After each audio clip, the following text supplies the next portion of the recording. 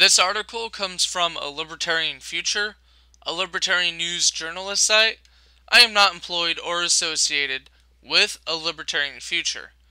I don't have permission to do this, so upon request I will quit making videos about news from a Libertarian Future. I just want to showcase some good or alternative journalism. Before anyone gets mad, this isn't from me. This is an article from a Libertarian Future. So this isn't necessarily my opinion. I encourage Trump supporters and anti-Trump people to read this article and get an anti-Trump libertarian perspective, because it's good to be objective and read or listen to information that you disagree with. The country is still in shock. Donald Trump has been elected President of the United States. Those are words few thought they would ever have to speak.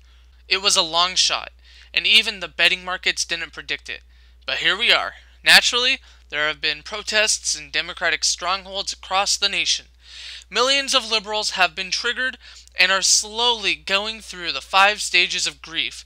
It's time for them all to calm down. They don't need to worry that much about President Trump. He won't keep his campaign promises. Politicians never do. Democrats are inconsolable thinking of the wall that Trump is going to build and the Muslim immigration ban he is going to impose. They shouldn't be, though. In fact, his Muslim immigration ban disappeared off his website shortly after he was elected. That's likely to be followed by many of his other unenforceable policies. A 3,000-mile, 30-foot-high concrete border wall with Mexico won't be built either. Let's not kid ourselves.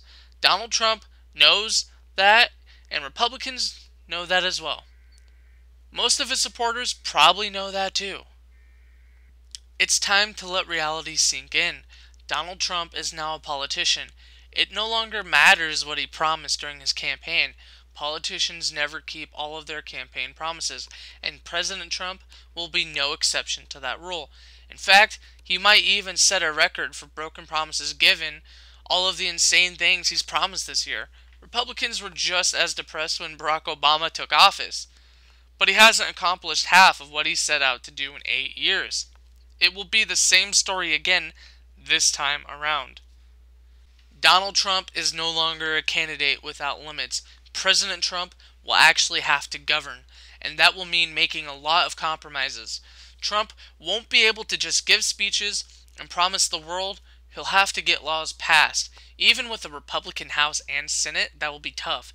Remember that over 100 Republican lawmakers denounced the candidate and withdrew their support. The party leadership is still divided, and they won't go along with Trump willingly.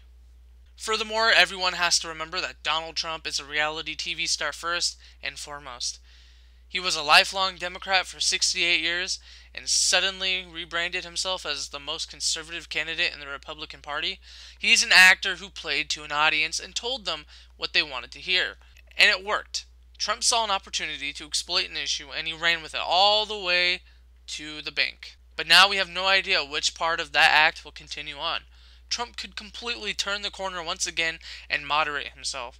After all, he has to think about re-election now. No matter what strategy Donald Trump takes, there will be limits on what he can accomplish. Campaign promises will be broken and compromises will be made.